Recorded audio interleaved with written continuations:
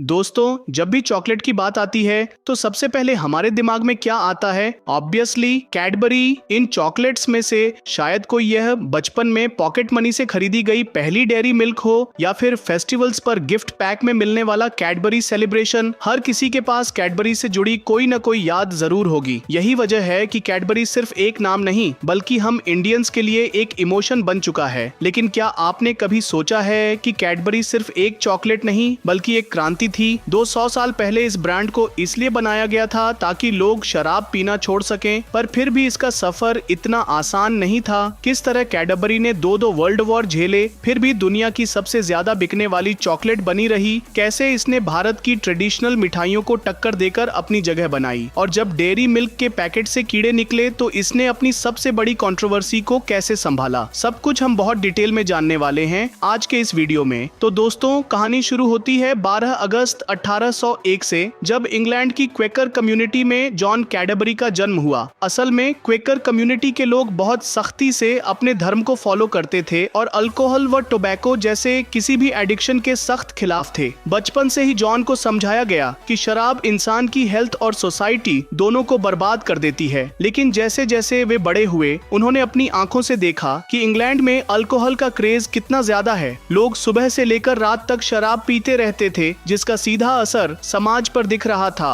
Crime rates बढ़ रहे थे, लोग गरीबी में डूबते जा रहे थे और हेल्थ प्रॉब्लम्स भी काफी तेजी से बढ़ रही थीं। इन्हीं सभी समस्याओं को देखते हुए जॉन ने ठान लिया कि वे शराब का एक हेल्दी अल्टरनेटिव लाएंगे जो समाज में एक पॉजिटिव बदलाव लेकर आए। और फिर इसी सोच के चलते 1824 में जब जॉन कैडबरी 22 साल के थे, तब उन्होंने इंग्लैंड के बर्मिंघम में एक छोटी सी दुकान खोली, जहां वे शराब के विकल्प के तौर पर चाय, कॉफी और हॉट चॉकलेट जैसी हेल्दी ड्रिंक्स बेचने लगे। अब आप सोच रहे होंगे, चॉकलेट, वो भी हेल्दी? असल में उस जमाने में चॉकलेट को खाने की बजाय पिया जाता था। जी हाँ, आपने सही सुना। इसे गर्म दूध या पानी में मिलाकर एक तरह के एनर्जी ड्रिंक की तरह लिया जाता था, जिसे आज हम हॉट चॉकलेट कहते हैं। और जाहिर सी बात है कि शराब की तुलना में ये काफी हेल्दी ऑप्शन था। धीरे धीरे जॉन कैडबरी की हॉट चॉकलेट लोगों को पसंद आने लगी, लेकिन एक बड़ी दिक्कत थी। चॉकलेट उस समय बहुत महंगी थी और सिर्फ अमीर लोग ही इसे अफोर्ड कर सकते थे। पर जॉन कैडबरी का सपना कुछ और ही था।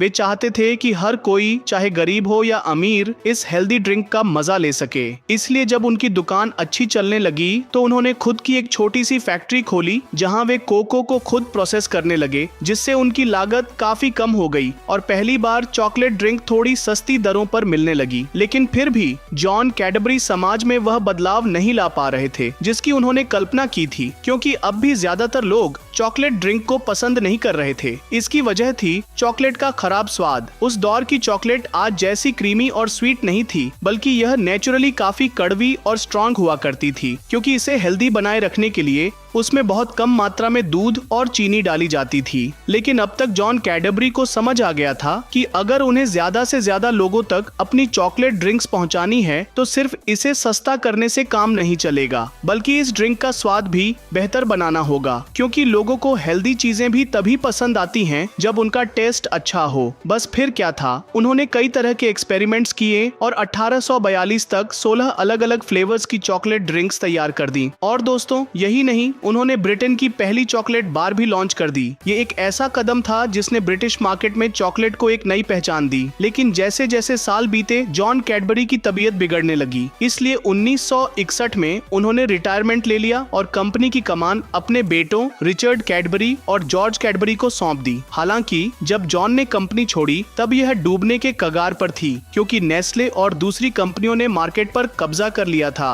लोग कैडबरी की चॉकलेट में ज्यादा दिलचस्पी नहीं दिखा रहे थे, जिससे यह ब्रांड एक छोटा और लोकल ब्रांड बनकर रह गया था। असल में हालात और भी खराब इसलिए हो गए थे क्योंकि कैडबरी की फैक्ट्री में चॉकलेट बनाने का तरीका बहुत पुराना था, जिससे प्रोडक्शन की लागत बहुत ज्यादा बढ़ जाती थी और यह ब्रांड दूसरी कंपनियों से मुकाबला नहीं कर पा रहा था। अब जब जॉन कैडबरी ने कंपनी अपने बेटों रिचर्ड और जॉर्ज को सौंपी, तो उनके सामने सबसे बड़ा सवाल था कैडबरी को बचाया कैसे जाए, क्योंकि कंपनी लगभग डूब ही चुकी थी। लेकिन इन दोनों भाइयों ने हार मानने की बजाय एक नया गेम प्लान तैयार किया। उन्होंने नोटिस किया कि अगर चॉकलेट के बिजनेस को बचाना है तो इसे सिर्फ सस्ता ही नहीं बल्कि और भी ज्यादा टेस्टी और क्रीमी बनाना होगा। बस फिर क्या था, एक्सपेरिमेंट्स शुरू। रिचर्ड और जॉर्ज ने दिन रात मेहनत की। उन्होंने शुगर कंटेंट बढ़ाया ताकि चॉकलेट ज्यादा मीठी और टेस्टी लगे। लेकिन सबसे बड़ी समस्या थी कोको में मौजूद नेचुरल फैट, जिसे हम कोको बटर कहते हैं। असल में कोको बटर चॉकलेट का एक जरूरी हिस्सा है, लेकिन अगर इसकी मात्रा ज्यादा हो जाए तो चॉकलेट का टेक्सचर गाढ़ा और भारी हो जाता है। साथ ही कोको में मौजूद कुछ कंपाउंड्स चॉकलेट को ज्यादा कड़वा बना देते थे, जिससे सभी को इसका स्वाद पसंद नहीं आता था। दोस्तों, जब भी चॉकलेट की बात आती है तो सबसे पहले हमारे दिमाग में क्या आता है? Obviously Cadbury. 1897 में कैडबरी ने दुनिया की पहली मिल्क चॉकलेट बार बना ली, लेकिन असली मास्टर स्ट्रोक खेला 1905 में जब कैडबरी डेयरी मिल्क लॉन्च की गई। उस समय शायद ही किसी ने सोचा होगा कि यह सिर्फ यूके की ही नहीं बल्कि दुनिया की सबसे ज्यादा बिकने वाली चॉकलेट में से एक बन जाएगी। इसे बाकी चॉकलेट से अलग दिखाने के लिए एक दमदार टैगलाइन दी गई, 1 गिलास और आधा पूरी क्रीम दूध प्रति आधा पाउंड। यानी इस चॉकलेट में दूध की मात्रा बाकी चॉकलेट्स से कहीं ज्यादा थी। इससे इसका टेक्सचर ज्यादा क्रीमी और स्वाद बेहतरीन हो गया। लोगों को यह इतनी पसंद आई कि कैडबरी अब सिर्फ एक चॉकलेट कंपनी नहीं रही बल्कि एक इमोशन बन चुकी थी। कैडबरी ने 1914 में पहला वर्ल्ड वॉर देखा, जिसने पूरी चॉकलेट इंडस्ट्री को संकट में डाल दिया। युद्ध की वजह से कोको इंपोर्ट करना मुश्किल हो गया और ब्रिटिश सरकार ने चीनी की सप्लाई पर कंट्रोल कर लिया। पर हार मानना कैडबरी के खून में नहीं था। उन्होंने खास तौर पर ब्रिटिश आर्मी के लिए एक स्पेशल मिल्क चॉकलेट बनाई जिसका नाम था मिल्क चॉकलेट फॉर सोल्जर। यही नहीं, कैडबरी ने अपनी 2 बिल्डिंग्स को हॉस्पिटल में बदल दिया और वहां काम करने वाली महिलाओं ने घायलों की देखभाल की। वर्ल्ड वॉर के बाद कैडबरी ने अपने प्रोडक्शन को फुल स्पीड में शुरू कर दिया। 1920 में फ्लेक, 1923 में क्रीमी ईग्स, 1928 में फ्रूट एंड नट और 1929 में क्रंची जैसे आइकॉनिक प्रोडक्ट्स लॉन्च किए गए जो लोगों को बहुत पसंद आए। 1930 तक कैडबरी ब्रिटेन की 24वीं सबसे बड़ी मैन्युफैक्चरिंग कंपनी बन चुकी थी। उन्होंने अपनी प्रोडक्शन टेक्नोलॉजी इतनी एडवांस कर ली कि चॉकलेट के दाम काफी ज्यादा कम कर दिए, जिसका नतीजा यह हुआ कि पहली बार ब्रिटेन की 90% आबादी आसानी से चॉकलेट खरीद सकती थी। इस सफलता के बाद जैसे ही कैडबरी ने इंटरनेशनल मार्केट में कदम रखने की प्लानिंग शुरू की, वैसे ही 1937 में दूसरा विश्व युद्ध छिड़ गया और कंपनी फिर से बड़ी मुसीबत में फंस गई। इस बार कच्चे माल, रॉ मटेरियल्स की कमी सबसे बड़ी समस्या बनकर सामने आई। हालात इतने खराब हो गए कि 1941 तक चॉकलेट बनाना लगभग बंद सा हो गया था। सरकार ने भी सिर्फ मिल्क चॉकलेट बनाने की ही अनुमति दी थी, जिससे कैडबरी को अपने कई फ्लेवर्स बंद करने पड़े। लेकिन आपको तो पता ही है, कैडबरी हार मानने वालों में से थोड़ी थी। उन्होंने इस समस्या का भी समाधान निकाला,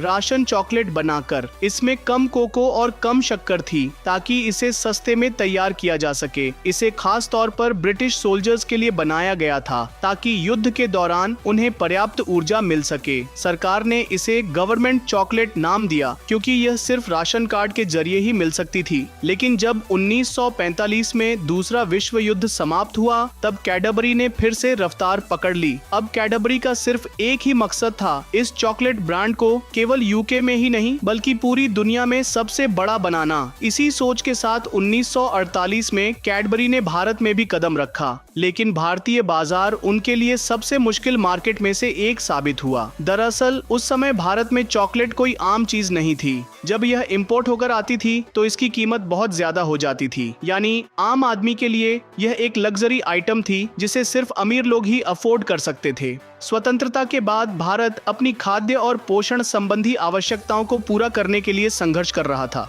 देश में दूध का उत्पादन इतना कम था कि छोटे बच्चों को भी दूध बड़ी मुश्किल से मिल पाता था। ऐसे में चॉकलेट बनाने के लिए दूध मिलना और भी कठिन था। दूसरी ओर कोको भी सिर्फ कुछ ही ट्रॉपिकल देशों में उगता था और उस समय भारत में कोको की खेती बिल्कुल नहीं होती थी। लेकिन कैडबरी ने ठान लिया था कि वे भारत में किसी भी हाल में टिके रहेंगे, चाहे मुश्किलें कितनी भी हों। वे चाहते थे कि चॉकलेट भारतीय संस्कृति और त्योहारों का हिस्सा बने ताकि लोग इसे मिठाइयों की जगह अपनाएं। इसीलिए कैडबरी ने भारत में लंबी अवधि की योजना बनाई। पहले तो उन्होंने अपनी चॉकलेट में दूध की जगह मिल्क पाउडर का इस्तेमाल करना शुरू किया, क्योंकि उस समय भारत में दूध की भारी कमी थी। लेकिन जैसे ही श्वेत क्रांति, व्हाइट रेवोल्यूशन आई और भारत दुनिया का सबसे बड़ा दुग्ध उत्पादक बन गया, वैसे ही कैडबरी ने मिल्क पाउडर की जगह असली दूध का इस्तेमाल करना शुरू कर दिया। लेकिन कोको की समस्या अभी भी बनी हुई थी। भले ही कोको भारत की प्राकृतिक फसल नहीं थी, लेकिन कैडबरी ने देखा कि दक्षिण भारत की जलवायु इसके लिए एकदम उपयुक्त थी। इसलिए 1965 में कैडबरी ने केरल में भारत का पहला कोको प्लांट लगाया। कैडबरी सिर्फ कोको उगाने तक सीमित नहीं रहा, बल्कि उन्होंने स्थानीय किसानों को कोको की खेती करना भी सिखाया। धीरे धीरे यह खेती केरल से निकलकर तमिलनाडु और आंध्र प्रदेश तक फैल गई। अब क्योंकि कैडबरी के पास अपने मुख्य कच्चे माल की सस्ती और स्थानीय आपूर्ति उपलब्ध थी, उनका उत्पादन लागत काफी कम हो गया। लेकिन अब सबसे बड़ा सवाल यह था कि भारतीयों को चॉकलेट कैसे खिलाई जाए। दूसरे देशों में तो चॉकलेट आम थी, लेकिन भारत में मिठाइयाँ ही सब कुछ थीं। लड्डू, गुलाब जामुन, बर्फी, रसगुल्ला। लोग चॉकलेट की जरूरत महसूस ही नहीं करते थे। लेकिन कैडबरी ने इस बाजार को अच्छी तरह से समझा और देखा कि यहाँ टीवी का क्रेज बहुत तेजी से बढ़ रहा है। इसके अलावा लोकल प्रोडक्शन के कारण अब उनकी चॉकलेट पहले से सस्ती हो चुकी थी। ऐसे में बस जरूरत थी एक शानदार मार्केटिंग प्लान की। योजना के तहत कैडबरी ने सबसे पहले बच्चों को टारगेट करने का फैसला किया। वजह साफ थी, बच्चे किसी भी नए स्वाद को जल्दी अपना लेते हैं। इसलिए उन्होंने बच्चों को ध्यान में रखकर टीवी विज्ञापनों की बौछार कर दी। कुछ ही समय में डेयरी मिल्क हर किसी के बचपन का जरूरी हिस्सा बन गई। लेकिन फिर कुछ ही सालों में कंपनी ने एक नई समस्या पहचानी। बच्चे बड़े होने के बाद चॉकलेट खाना छोड़ देते थे। लेकिन अगर कैडबरी को हर भारतीय की जिंदगी का हिस्सा बनना था, तो सबसे पहले इस सोच को बदलना जरूरी था। इसी के लिए 1994 में कंपनी ने असली स्वाद जिंदगी का नाम से अपना आइकॉनिक कैंपेन लॉन्च किया। इस कैंपेन का एक विज्ञापन इतना लोकप्रिय हुआ कि आज भी लोग उसे याद करते हैं। ये कैंपेन इतना जबरदस्त हिट हुआ कि कैडबरी को भारतीय बाजार में एक नई पहचान मिल गई।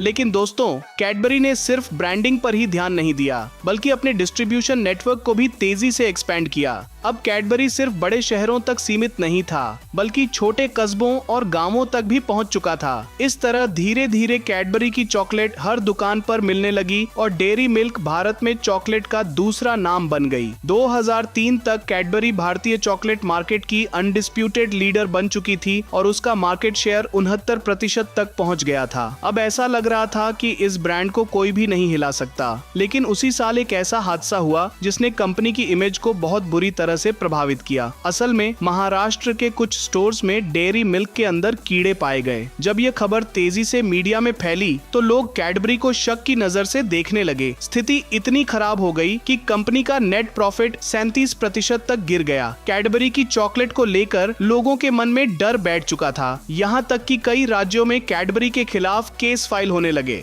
और मार्केट में इसकी बिक्री तेजी से गिरने लगी। नतीजा यह हुआ कि कंपनी का मार्केट शेयर 59% से गिरकर 53% तक आ गया। लेकिन कैडबरी ने हार मानने की बजाय इस क्राइसिस को एक मौके की तरह लिया और पब्लिक का ट्रस्ट वापस जीतने के लिए एक दमदार रणनीति अपनाई। उन्होंने अमिताभ बच्चन को अपना ब्रांड एम्बेसडर बनाया और विश्वास का नया स्वाद नाम से एक एड कैंपेन लॉन्च कर दिया। इस कैंपेन का मकसद लोगों को यह बताना था कि कैडबरी ने अपने सेफ्टी स्टैंडर्ड्स को पहले से कहीं ज्यादा बेहतर कर लिया है। लेकिन सिर्फ एड चलाने से लोगों का डर खत्म नहीं होता, इसलिए कैडबरी ने चॉकलेट की पैकेजिंग को ही पूरी तरह से बदल दिया। उन्होंने डबल लेयर पैकेजिंग लॉन्च की, जिससे चॉकलेट अब ज्यादा सुरक्षित हो गई और यह बाहर के वातावरण के संपर्क में आने से खराब नहीं होती थी। आखिरकार कैडबरी की यह सारी रणनीतियां काम कर गईं और इसका नतीजा यह हुआ कि सिर्फ 2 साल के अंदर कंपनी का मार्केट शेयर फिर से बढ़कर 70% तक पहुंच गया। लेकिन इस अधिग्रहण के बावजूद कैडबरी ने तगड़ी ग्रोथ दिखाई और भारत में अपनी पकड़ और भी मजबूत कर ली। कैडबरी सिर्फ चॉकलेट नहीं, एक मिसाल अगर आज की बात करें तो कैडबरी भारत का सबसे ज्यादा बिकने वाला चॉकलेट ब्रांड बन चुका है। लेकिन दोस्तों, यह सिर्फ चॉकलेट की कहानी नहीं है, बल्कि डेडिकेशन, इनोवेशन और नेवर गिव अप एटीट्यूड की भी कहानी है। कैडबरी की यह जर्नी हमें सिखाती है कि अगर आप किसी चीज को पूरी शिद्दत से चाहो तो दुनिया की कोई भी मुश्किल आपको हरा नहीं सकती।